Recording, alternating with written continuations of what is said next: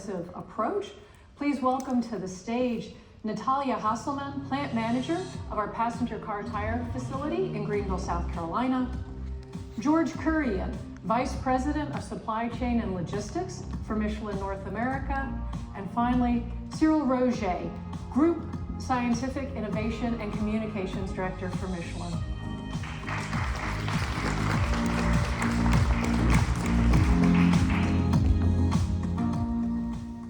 So thanks to all of you for joining me. Now, each of you plays a critical role in getting more sustainable tires on the road and doing that sustainably, responsibly. So taking that comprehensive view I mentioned just a moment ago, together you three represent the design, manufacture, and delivery of our tires. Excuse me.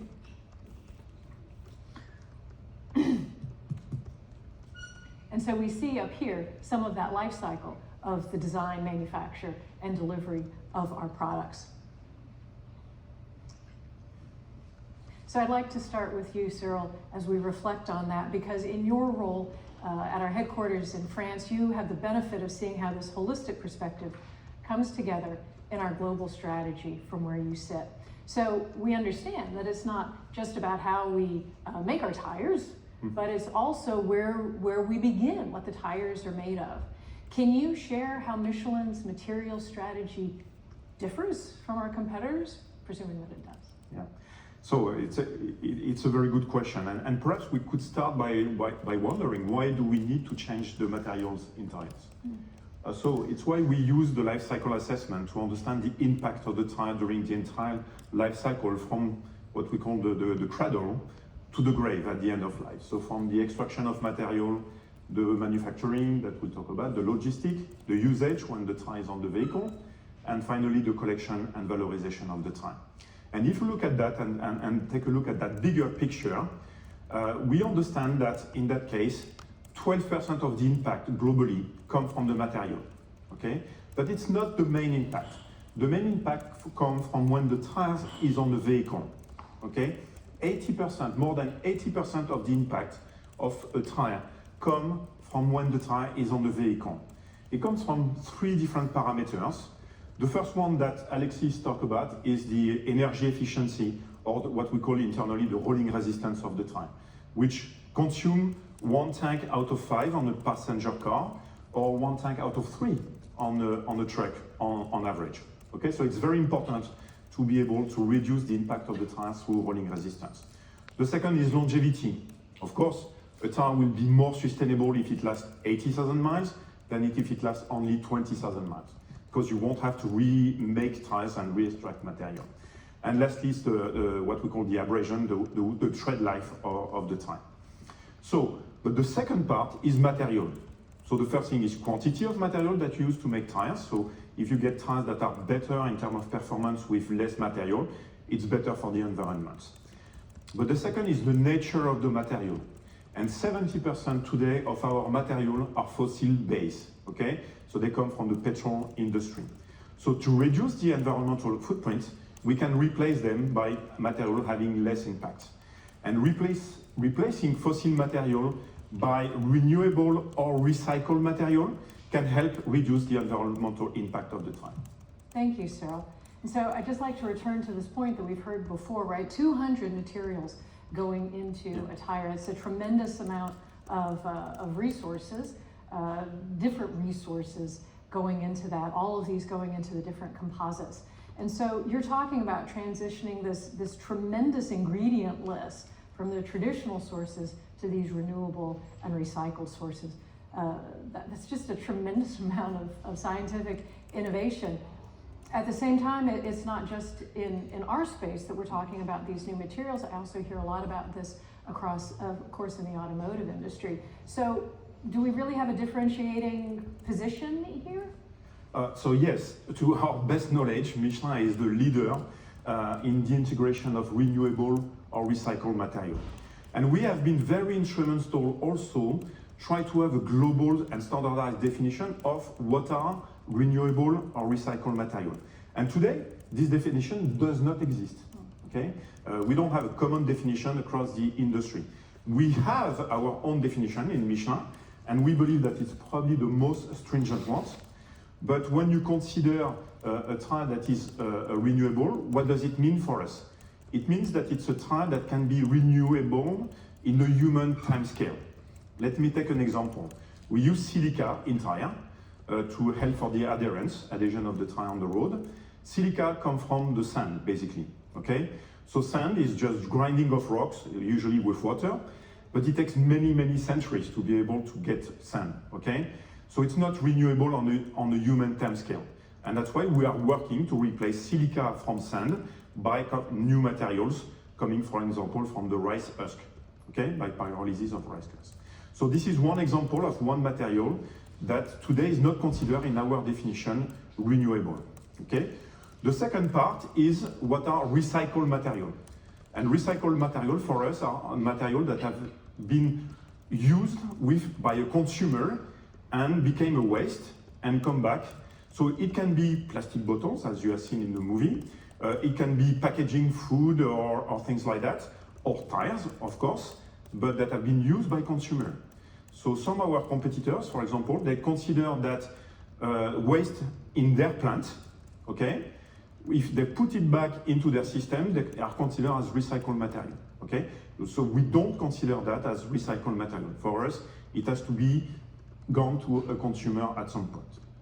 So the tire that you see here in front of you, they are homologated tires, and they are for road and circuit in the US, which in addition of integrating an important rate of renewable or recycled material, they have the same performance as the traditional tire, okay? And this is very important. They have the same performance as the traditional part, and they don't degrade the environmental impact of the tire, of course, and we have considered also the real possibility of industrialization of those materials in our tires. Our Michelin ambition is really to integrate renewable and recycled material on a very large scale, not only on a small product line, on a large scale, in all our tires, to reach our 2030 objective, which is 40% on average in all our tires by 2030, and 100% of renewable and recycled material by 2050, okay? And we have chosen to accelerate the introduction of renewable or recycled material on a large scale, but without reserving those specific material to an exclusive tire. It will be in all our tires. So we rely, as you see, on a global approach, which is life cycle assessments, to reduce the environmental impact, in which the renewable and recycled rate of material is a fundamental element, but it's not the only one, okay? So this is what I wanted to say about that. Excellent. So very complicated. There are a lot of moving parts in there, but I just want to pick up on this last comment you made, that it's not enough, right? So we have all of this innovation that's going on, but just solving the chemistry isn't enough to solve for that problem, the 2030 and the 2050 goals. Can you pull that apart a little bit and help us understand what else is under consideration? So let's take an example. Today, we could do a 100% renewable or recycled material. I could do a tire with just natural rubber, 100% renewable, or 100% recycled material like end-of-life tires into. But the performance will be a lot degraded, okay? Especially, like I said, performance like rolling resistance or longevity will be disastrous. Okay, so basically you have what we call a transfer of impact. You reduce on one side, but you increase on the other side. And the total benefit, and this is where the life cycle assessment is very important, it helps you to understand the transfer of impact. So of course, when you consider the rate of renewable and recycled material, you have to consider the other performance. And of course, safety is the most critical one for us. It's safety when the tire is new, and this is very important for Michelin. It's when the tire is new, but also during the entire life of the tire. And of course, you must consider rolling resistance or energy efficiency, longevity, and abrasion tread. But also, you have to consider the possibility to be able to manufacture those tires without increasing the impact in the manufacturing, without increasing the impact in the logistics also. And this is why the rate of material is not enough. And on top of that, you have to consider the global impacts and our capacity also to put all those materials on a very large scale in our tires. So you don't want to negatively impact any of the stage of the life cycle and being able to produce those tires on a very large scale. So consider those tires are just demonstrator, but demonstrator of technology that we have showcased in the movie, and consider the movie not a fiction. Okay, those are real technology that Michelin is working on with some partners in some case, but those are real technology that we put in a video, but those are real technology, and you will see them in the tires. And this is why we are, those are technology you will see on the market in 2025, starting in 2025, in all our tires. And we are committed, in fact, to ensuring that the all sustainable tires take into account all the aspects that I just talked about. So as Alexis has mentioned before, we are very excited that you will be able to see those tires in action today for the first time in North America. And you will see that the passenger car tires, which is, yes, on this side, has 42% renewable and recycled material rate inside, which is already above the objective that we have fixed for 2030. So we are well in line to reach our target. Wow, that's really impressive that we set our goal for 2030 to have 40% materials across our portfolio of products coming from renewable and recycled sources, and here we have a tire already ready to hit the road doing that. So that's great progress. It's really confirming that we're moving ahead on the journey. We're seeing these signposts that measure out our performance and our progress along the way. So that's fantastic. So as we move around that life cycle, we have the raw materials there at kind of 11 o'clock on the face there. We have to get those materials from the producers into the manufacturing, and of course that requires a step of logistics. So George, I'd like to go to you at this point. Would you describe the ways that through logistics, Michelin works to reduce the impact of the supply chain? Absolutely. Good morning to all of you. Welcome to this event that we have here in beautiful Sonoma. So in supply chain, we always balance things.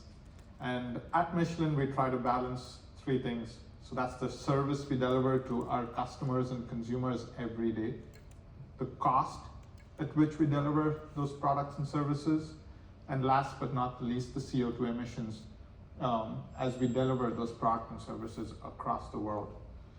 And to be able to do this, we orchestrate that on what we call a 3T strategy. So the first T is transport less. The second T is transport better. And the third T is transport differently. So just to make sure that everybody is awake, what was the first T? Awesome, thank you, sir. You get 1 point. So through the implementation of this strategy, we will reduce our CO2 emissions in logistics by close to 28% between 2019 and 2030. And I'd just like to delve a little more deeper into the 3T strategy, starting with transport less. Absolutely. So how do we do this? We do this by working and co-constructing with our customers.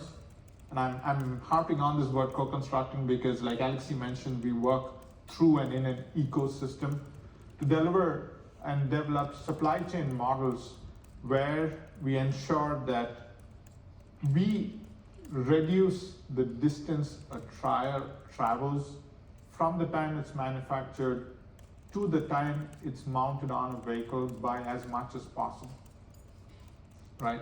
And by being able to do that, it's a win-win both for the end consumer, it's a win for Michelin, it's a win for our customers.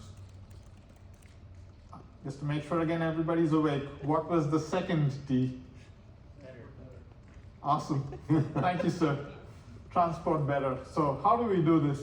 We pretty much do this by ensuring that we maximize the number of tires on every truckload we deliver to a customer. That's what we call in logistics lingo a weight per load, but pretty much is can you put in the most number of tires on a truck so that as it moves from A to B, you're transporting the maximum number of tires for our customers. So the same truck carries more cargo. But we work on that on the truckload side, but we're also looking at seeing how we can change the way we operate on some lanes, the US and Canada being large countries, to be able to do multimodal transport. And what does that mean? In real life, it could mean taking a decision between transferring, over the road by truck, or finding a rail network to be able to do that, because, by rail we emit less CO2. And again, that's a win-win situation with some of our bigger customers where we're able to convert those lanes. But then if we expand beyond North America and look at products coming in or going out, we're starting to look at maritime transport. So many of you have heard all the fun stuff we worked on in supply chain and logistics to the multiple crises we've had on global supply chains. But come to think of it, that's also an opportunity. So something we do closer to home in South Carolina is work very closely with the inland port we have in South Carolina to make sure that the products we export or the products we import come in not only from the ship to the port, but also from the port to our facilities or to our customers through rail. And by doing that, we're reducing CO2 emissions for every tire that travels through that network. And last but not the least, we work with our logistics partners both on warehousing and transportation to make sure we reduce our CO2 footprint. So one example of that, and can you believe it, we have hydrogen-powered forklifts in our warehouses. So you'll hear a lot of hydrogen. It's not that thing out there that's coming in 2050, it's what's happening right now. And last but not the least, what is the third T? Thank you. I'm sure the coffee is working, it's magic. So Michelin, and Alexei did speak about this, is working very, very closely with Symbio to develop hydrogen trucks.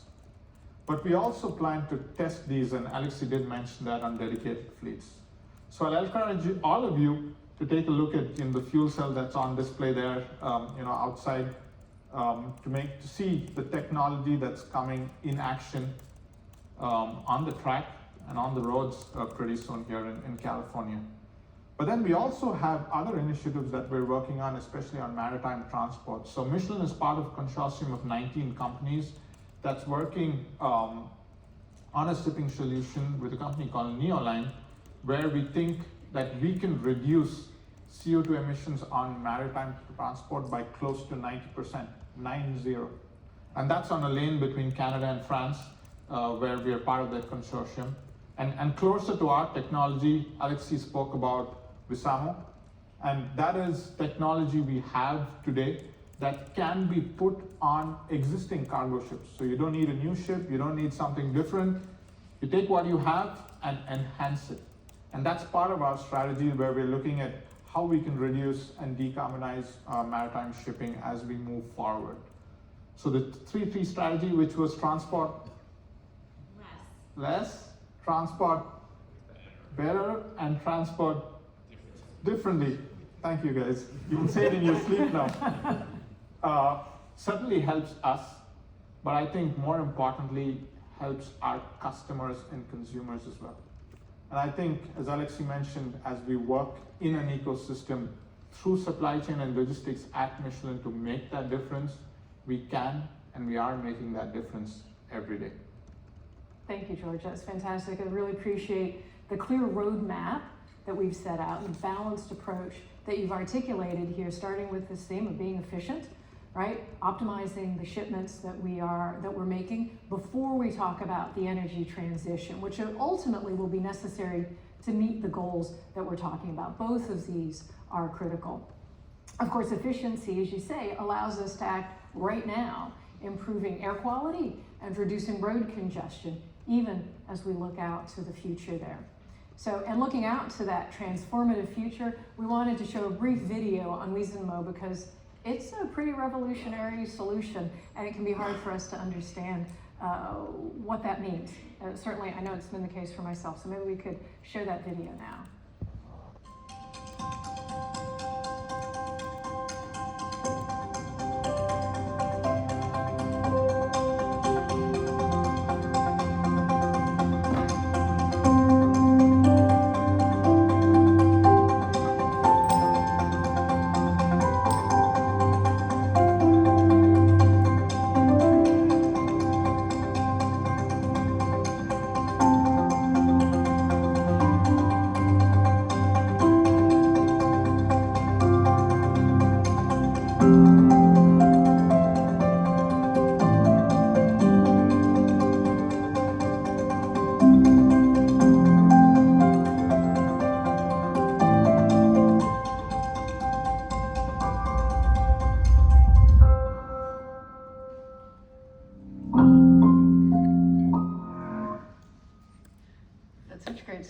As Alexi said, that's just one example of the kinds of innovations we're pursuing to transform mobility. So thank you, George.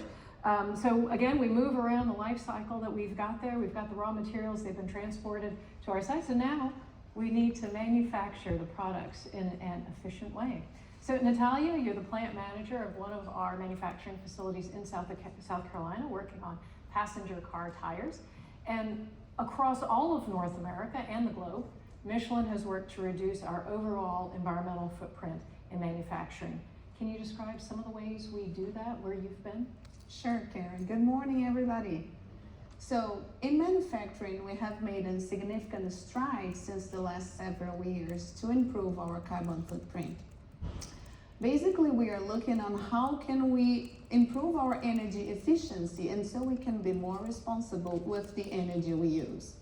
So globally as a company, our goal is to have improved our energy efficiency by 37% in all our plants by 2030. And in North American plants, we have been doing that through different ways. So for example, from lighting upgrades to converting from DC to AC motors, optimizing our HVAC systems, but also repairing compressed air leaks. And all these small improvements add up, but it also requires investment. And as Alexi mentioned before, we gotta have profit to be able to invest in our people and in our planet. Michelin is also engaging in pilots worldwide to test opportunities to switch fuel source. And it comes just as a follow-up to the energy efficiency work that we just talked before. And across our industrial bases, we have been developing competence around wind power, solar, but also biomass. So in Canada, we are also piloting green energy source for both electrical and thermal, and looking for innovative ways to reach net zero before 2050, which is the goal that our company has set. Now, beyond decarbonization, Michelin also has a goal to divert 100% of our manufacturing waste from landfills by 2030. And we have been doing that through recycling, repurposing, and reusing. And looking to Bridgewater plant, for example, they have been diverting their manufacturing waste from landfills since 2017. And I also need to mention that we are actively working to reduce the impacts in our local freshwater resource. Now maybe, which is probably most exciting for our employees, is also the work that we recently started doing to protect biodiversity in our sites. Oh, that's excellent news. That biodiversity certainly, engages so many people across our employee base, and really a great way for people to see how they can have an impact and engage on these topics. So that's great. The industrial sites clearly play such an important role for both decarbonization, as you mentioned, and also the material stewardship, also as you mentioned. But beyond that, in both the United States and Canada, our manufacturing facilities have investments to drive improvements in environmental sustainability really holistically, very broad picture. Can you share some more on that, Nathália? Sure, of course. So in my facilities in South Carolina, we recently had a large investment to improve our process, but also to better align with our ambitions to protect environment. So we do have an aggressive roadmap to improve even more our environment footprint, okay? So in addition to that, I can also talk about Canada initiatives, and Michelin were able to invest $220 million in early 2023 to modernize, but also to improve the environmental footprint. So basically, this investment is about installing process and equipment for manufacturing tires for the growing electrical vehicle segment. Tires that needs to manage the extra weight, but also the torque of an electrical vehicle, while providing low rolling resistance for maximum miles and range. Also talking about the Michelin infinite coil technology that can create improved fuel efficiency for commercial truck. And last but not least, I also need to mention the initiatives to electrify some key parts of a manufacturing process that will also help the plants to reduce our CO2 emissions. This is very exciting news because we're working on pollution reduction, we're working on efficiency, as well as the future of mobility. So juggling a lot of things here. So it's great to see the progress. Can't wait to see what comes next as we continue down this road with our roadmap and our progress. So, so this is really concrete progress we're making inside of the fence line then, right? As well as helping society out there through the products that we can bring to market on the commercial side as well as the business to business, the commercial vehicle side.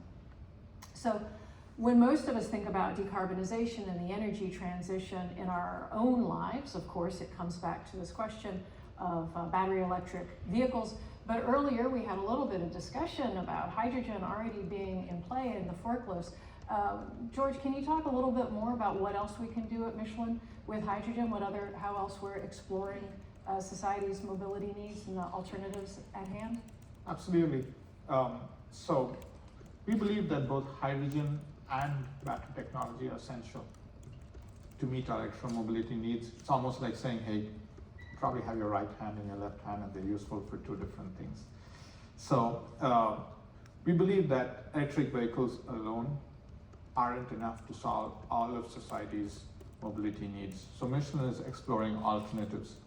And Alexi did mention this, and I just want to reiterate that Michelin has been working on hydrogen technology for the past 20 years, right? So we're just building on our strengths, and we're developing hydrogen mobility at a regional level.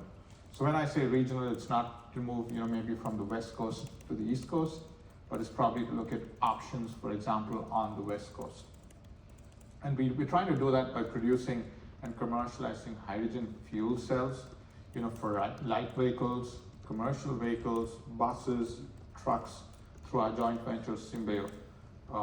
And we're developing this strategy because probably hydrogen addresses some needs that the EV cannot. Just a few examples. You take transportation of heavy goods. EV is limited by the weight of lithium-ion batteries. So then when you have a truck that has lithium-ion batteries and then you have to load it with a heavy load, you're probably going to have a range that's very, very short or doesn't respond to the needs. So hydrogen can really help there. The second one being continuous cycle mobility. So think of it as moving from point A to point B and then coming back from point B to point A. In our facilities here, we have multiple areas where we move products from a port to a manufacturing facility or from one facility to another. And hydrogen there, just given the fact that we can have recharging stations and charge them quickly, can really help us on this kind of transport. And last but not the least, long distance mobility. Many of you are aware that EV has its own challenges on range, and hydrogen can really help there. So that's what we're looking at in terms of different options for hydrogen, recognizing that we have some ways to go, but then you'll see with our option with Symbio here that we are clearly making inroads there. That being said, Cyril has some exciting news to share with us on what we're continuing to work on for the future. If I may add to rebound on the point that Alexi made about Michelin high-tech material mastering, we are using our know-how in high-tech materials to imagine the next generation of hydrogen membranes. And this is what we are doing into the hydrogen world. We are not assembling fuel cells ourselves. This is what is done by Symbio. But our expertise is on high-tech material and the membrane by itself. Just to give you an idea of what is a membrane, it's a multi-layer compound, okay, that is at the level of micrometer, okay? So this is really high-tech materials. And just last year, we opened a common laboratory in France with the French National Center for Scientific Research to create the new generation membrane of hydrogen membranes, and it's called the Hydrogen Lab, okay? And the objective is completely redesign the multi-layer membrane that I described to improve their efficiency the amount and the nature of the material that we put inside, and to leading to more sustainable membranes in the future. That is great news, and thanks for sharing that with us here today. So as we move from raw materials to production to movement of the products, again, we're really taking all of this comprehensive view, working on all of those elements, knowing that it's going to require a tremendous amount of innovation to get to those 2050 goals, although clearly we're on good solid ground with respect to our 2030 goals. So we're making the progress, we're getting there, and these leading edge technologies are really going to make close that next gap, essentially. And sometimes, as you say, Cyril, that's going to be beyond our four walls, things where we need to involve the community to reach those breakthroughs. So thank you, Cyril, George, Nathália, for highlighting everything that goes into innovation at Michelin to help create a more sustainable future for all of us. And this is just really a snapshot of what we've got going on around the world, but representative across our operations, from design to delivery. So this is fantastic bit of information for all of us here. Thank you very much. And with that, I think we'll move on. So thank you for your time. Thank you. Thank you very much.